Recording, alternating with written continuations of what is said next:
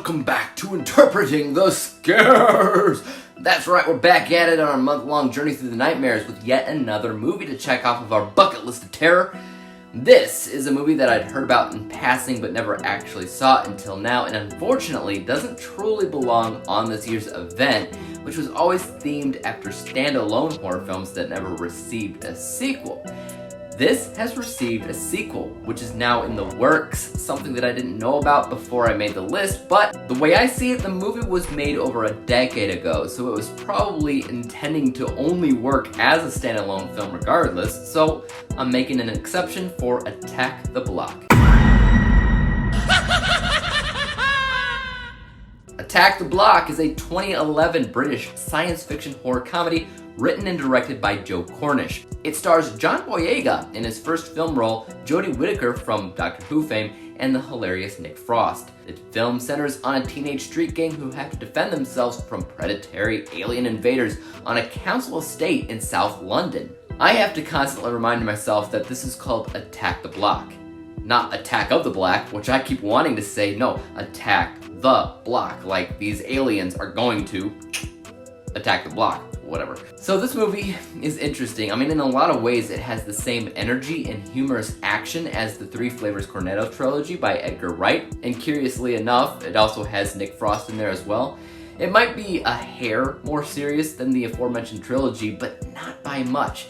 It certainly isn't the type of horror film that you watch to be scared, but instead just have a lot of fun with, as these main characters just kind of go around fighting aliens with an assortment of weapons while riding around on mopeds or crotch rockets. I found it interesting also that this was John Boyega's first film role, and he does a pretty good job with it as well.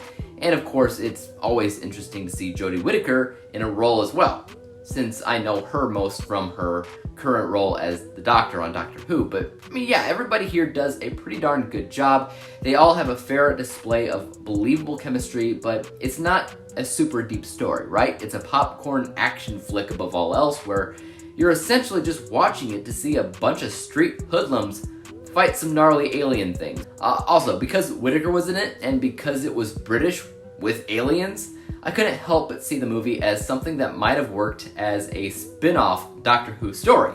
Doctor Who can sometimes get dark, but there's always a mix of action, comedy, and just fun characters all around, which is what you get here. And in general, it is kind of cool to see a change of pace, where a street gang is seen as the heroes of a story.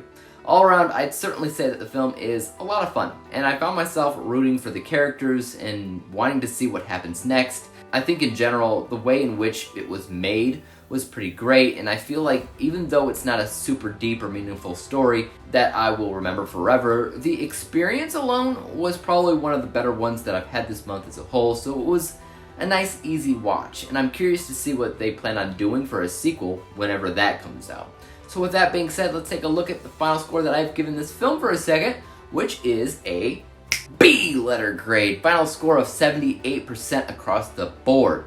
To me, that definitely lines up with what I was trying to say before about the film being a lot of fun in general, and also made well all around. But it is also nothing with a deeply meaningful story that you'll remember forever.